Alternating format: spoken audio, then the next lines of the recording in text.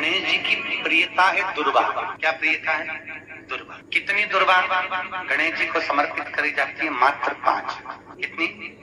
आज के जमाने में लोग गट्ठा बनाकर चढ़ा दें, वो अपनी जगह पर है। 5 दुर्वा पंचम इंद्रियों को वश में करने के लिए और भगवान के 5 जो स्वरूप हैं उनको अपने भीतर उतारने के लिए 5 दुर्वा। और दुर्वा में भी 3 गांठ। जब दुर्वा समर्पित करी जाती है तो उसमें नीचे दुर्वा की डंडी पर गांठ रहती है। 3 छोटी छोटी गांठें होना चाहिए। कितनी गांठ? जो भगवान को समर्पित करी जाए। जिसके घर में संपदा की कमी पड़ती हो, बीमारियां ज्यादा फैल रही हो, बहुत कष्ट हो महाराज, बहुत ज्यादा दुखी हो महाराज, कोई काम नहीं बन रहा, बहुत तकलीफ में हो, तो शमी पत्र, शमी की पत्ती, जहां गणेश जी का स्थान है वहां पर 5 शमी पत्र 5 समर्पित करें और शंकर जी के ऊपर 3 शमी पत्र समर्पित करें। बहुत ध्यान देना, 5 शमी पत्र जहां गणेश जी का स्थान है शिवलिंग में वहां समर्पित करें, 3 शमी पत्र शिवलिंग के ऊपर समर्पित करें। 1 शमी पत्र शंकर जी की चौखट पर लेफ्ट भाग में, जाते समय आपका उल्टा हाथ, जब मंदिर से निकलो तो उल्टे हाथ पर लेफ्ट भाग में शंकर जी की चौखट पर समर्पित करें 1 शमी पत्र। और महाराज घी का दिया जहां लेफ्ट भाग में आपने शमी पत्र रखा है, मंदिर में ना दिया लगाकर बाहर की ओर जहां शमी पत्र रखा है उसके ठीक साइड में एक घी का दिया लगा दीजिए। केवल गणेश चतुर्थी से लेकर अनंत चतुर्दशी तक गणेश पुराण कहती है भगवान गणेश जी का, मोर ध्वज का, मयूर ध्वज गणेश का नाम लेकर जो ये दीप शमी पत्र चढ़ा देता है उसके घर से कभी रिद्धि सिद्धि नहीं जाती, वैभव प्रतिष्ठा नहीं जाती। कर कर देख, गणेश जी महाराज और एक शंकर जी, ये 2 देवता ऐसे हैं जिन पे तुलसी नहीं चढ़ती। शंकर पर तुलसी चढ़ा दो तो व्यक्ति रोगीला होता चले जाता है, और गणेश जी को तुलसी चढ़ा दो तो व्यक्ति के घर का धन छिन्न हो जाता है महाराज। इसलिए गणेश जी के भोजन में तुलसी नहीं डलती, क्योंकि वृंदा देवी ने भगवान शंकर के पुत्र विनायक को देखकर विवाह का प्रस्ताव रखा था, पर गणेश जी महाराज ने कह दिया और तुमने तुलसा भी डाली, तो दोष लगा कि नहीं लगा? अरे बोलो तो लगा? नहीं लगा। क्यों नहीं लगा? अगर थाली को अंदर से लेकर आए, पुष्टि मार्ग का नियम, जब ठाकुर जी के सामने 56 भोग, कुनवाड़ा, अन्नकूट लग जाता है, लगने के पहले उसको जब लेकर आते हैं रसोई घर से, भोजनशाला से, तो उसमें तुलसी डाल के नहीं लाते। अगर रसोई घर से भोजन में तुलसी डलकर अगर ठाकुर जी के सामने वो थाली रखी तो ये पक्का है वो थाली ठाकुर जी नहीं जीमेंगे, क्योंकि उसमें तुलसी रखी हुई आई है। हाँ, जब ठाकुर जी के सामने थाली रखा गई और तुमने थाली रखने के बाद में मंदिर के सामने बैठ के फिर तुलसी डाली तो ठाकुर जी उसको स्वीकार कर लेते हैं। क्यों?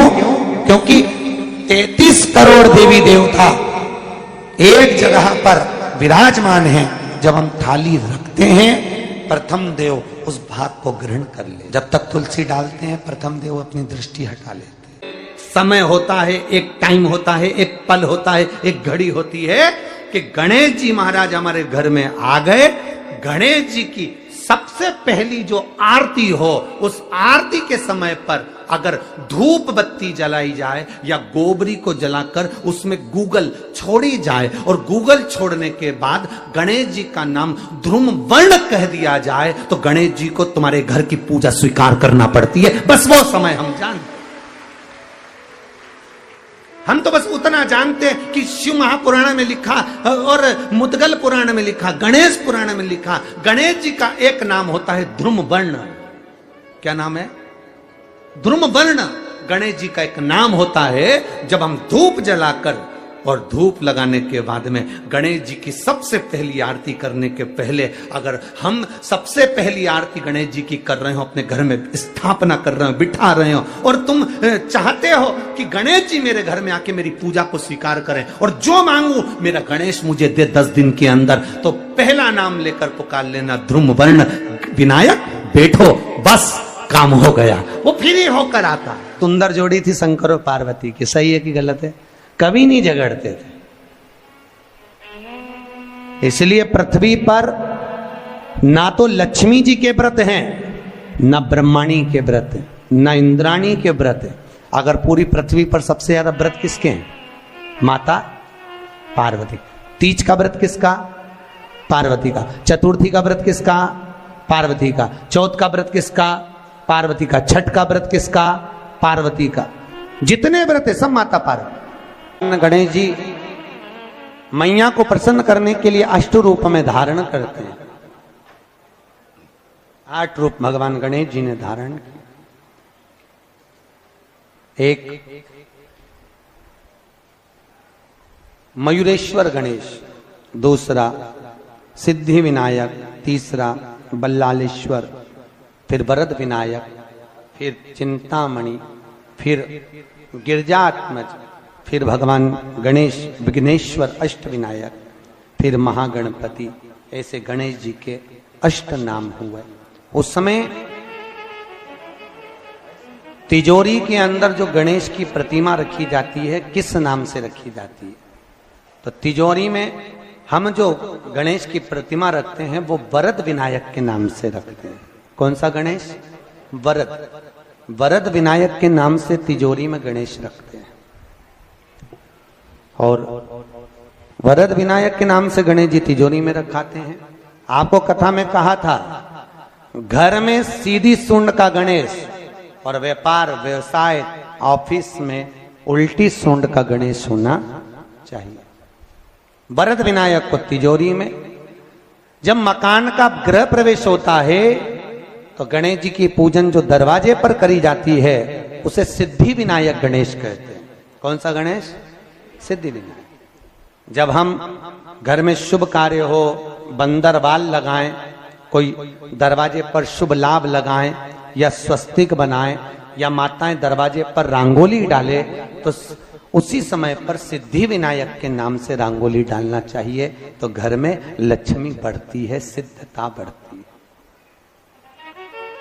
याद रखिए, कभी भी गणेश जी को, मिट्टी के गणेश जी लाते हो भादो महीने में, तो विसर्जन करो तो विसर्जन के समय पर 2 बिंदी, एक कंकु की एक हल्दी की, दीवार पर जरूर लगा देना चाहिए।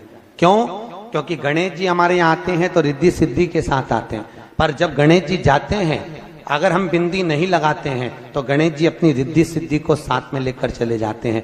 पति के साथ पत्नी वापिस चली जाती है। जब हम बिंदी लगाते हैं तो उसका मतलब होता है कि हमारे घर की बहू हमारे घर में रहे, बेटा भले भ्रमण के लिए जाए। तो गणेश जी जाते हैं, रिद्धि सिद्धि घर में रह जाती है। इसलिए रिद्धि सिद्धि को घर में रखने के लिए 2 बिंदी लगाना चाहिए, एक कुंकू की एक हल्दी। रिद्धि सिद्धि। गणेश जी की प्रियता है दुर्वा। क्या प्रियता है? दुर्वा। कितनी दुर्वा गणेश जी को समर्पित करी जाती है? मात्र 5। कितनी? आज के जमाने में लोग गट्ठा बनाकर चढ़ा दें, वो अपनी जगह पर 5 दुर्वा पंचम इंद्रियों को वश में करने के लिए और भगवान के 5 जो स्वरूप हैं उनको अपने भीतर उतारने के लिए 5 दुर्वा। और दुर्वा में भी 3 गांठ। जब दुर्वा समर्पित करी जाती है तो उसमें नीचे दुर्वा की डंडी पर गांठ रहती है, 3 छोटी छोटी गांठें होना चाहिए। चतुर्थी का जो व्रत करने वाली होती हैं, जो चतुर्थी का पूजन करने वाली होती हैं, उनके भीतर का एक भाव होता है कि जैसे ही शाम का समय आए चंद्रदेव का पूजन करें। चंद्र जब प्रकट हो जाए, कलश भर लिया, उसके नीचे आखा दाना रख दिया, चावल गेहूं जो भी आप रखते हो पूजन के लिए, ऊपर पात्र आदि रख दिया, जलाशय, फिर अपन ने घी का दिया लगाकर पूजन भी कर ली। तो जो चतुर्थी का पूजन करने वाली होती है, जो चतुर्थी का नियम व्रत धारण करने वाली होती हैं, बड़ी बड़ी चतुर्थियां करती हैं या उसका नियम धारण करती हैं, तो चतुर्थी का जो पूजन करती है वो किस चीज के लिए होता है? केवल संतान, पुत्र, परिवार, हमारा कुटुंब, हम जिस कुल में हैं, हमारा कुल वैभव की ओर बढ़े, संपदा की ओर बढ़े और उसकी आयु बढ़े, उसकी आयु बढ़े, वैभव बढ़े। बहुत ध्यान दीजिएगा महाराज। चतुर्थी की पूजन में जो आप आखा दाना रखते हो, गेहूं वगैरह कुछ भी जो रखते हो, उसकी बड़ी महत्वता होती है महाराज। यहां तक कहा गया है, चतुर्थी की कथा तो आप लोग पढ़ते होंगे, जो लोग पढ़ते हैं उनको मालूम होगा। चतुर्थी की कथा में लिखा है चौथ माता के व्रत में वर्णन किया गया है कि वो आखा दाना जो रखा जाता है, मान लो कोई जरूरी काम होता है तभी आखा दाना को रखा जाता है, संभाल के रखते हैं कि हम इस काम के लिए जा रहे हैं और हमारा ये कार्य सफल होना चाहिए। तो जिसने चतुर्थी का व्रत करा है, जिसने चंद्रदेव का पूजन करा, चतुर्थी का व्रत करा, वो गणेश जी से विनती करके वहां से 2-4 आखा दाना उठा ले और जो व्यक्ति का काम अटक रहा है अपने ही घर का, पर दूसरे कुल को नहीं देना, अपने ही कुल के अंतर्गत जो काम अटक रहा है उसकी जेब में, उसके पल्लू में उस चीज को रख दिया जाए। तो चतुर्थी जो अगली आती है, जैसे आप महीने की करते हो तो महीने की, और आप जैसे करते हो कि 4 अलग बड़ी बड़ी चतुर्थी करते हो तो उसके अनुसार आपका कार्य सिद्ध होता ही है। उस आखे दाने का इतना महत्व होता है क्योंकि चतुर्थी का व्रत करने वाली माता जब व्रत करती है तो स्वयं चतुर्थी की कथा में लिखा हुआ है कि पार्वती जी गणेश जी से चतुर्थी की कथा बचवाती। चतुर्थी की कथा बाची किसने थी? स्वयं गणेश जी महाराज ने। और सुनी किसने थी? माता पार्वती। बाचने वाले गणेश जी थे, सुनने वाली माता पार्वती थी। तो चतुर्थी की कथा जब होती है तो उसको स्वयं गणेश जी बाच रहे हैं। तो व्रत कौन सुन रही है? माता पार्वती। और आपने जो आखा दाना लिया वो गणेश जी के भाव से लिया, गणेश जी से निवेदन करके, विनय करके, प्रार्थना करके उसको प्राप्त किया।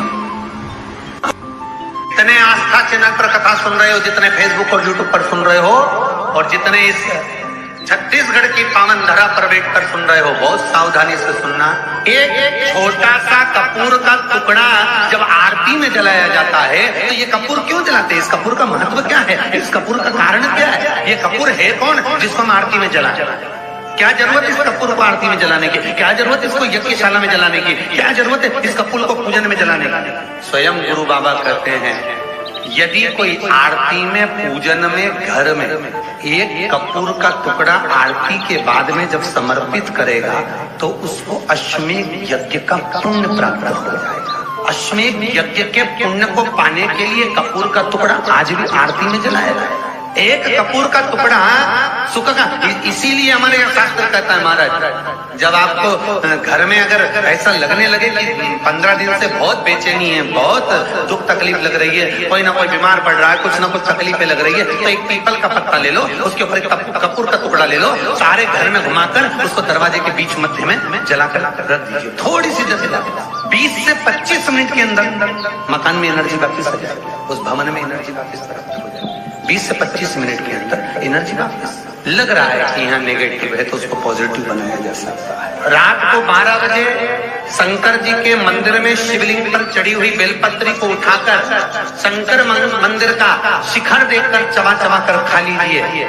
आपके पांव के घुटने बदलने की जरूरत नहीं पड़ेगी, ऑपरेशन की जरूरत नहीं। पेट अलमस्तता। इस संवाद के अंतर्गत ये जो संवाद आया है, श्री गणेश जी महाराज ने श्री शैलम पर, कार्तिकेय महाराज की पावन धरा पर, मल्लिकार्जुन की पावन धरा पर, श्री शैलम में 3 प्रश्न श्री गणेश जी महाराज ने करे और वो गणेश जी के 3 प्रश्न आपको भी ज्ञात होना चाहिए। पहला प्रश्न गणेश जी महाराज ने अपनी माता से कहा, माँ, मृत्यु लोक के अंतर्गत इस भूमि पर जन्म लेने के बाद में अगर व्यक्ति को वृद्ध अवस्था का सामना न करना पड़े तो उसके लिए क्या करना चाहिए? सुन लेना जवान भाई, जितने भी बेटा बेटी बैठे हैं और जितने आस्था चैनल पर, फेसबुक, यूट्यूब पर सुन रहे हैं, बड़े ध्यान से सुन लेना कि मान लो कि हमें वृद्ध अवस्था देखना ही ना पड़े, उसके लिए क्या करना पड़े? तो कहा उसका एक ही साधन, राम राम रटते रहो जब तक घट में प्राण, कब हो तो दीन दयाल के भनक पड़ेगा।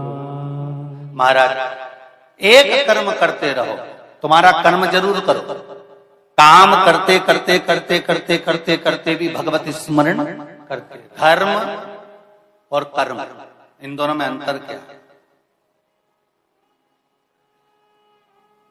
बोलो रे, जल्दी जल्दी बोलिए। धर्म और कर्म में अंतर क्या है? धर्म अष्ट विनायक में एक विनायक,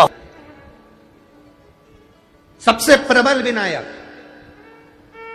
अष्ट विनायक में सबसे प्रबल।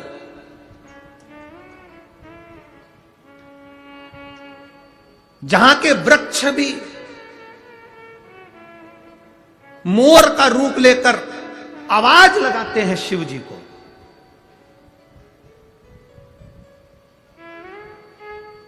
जहां की नदी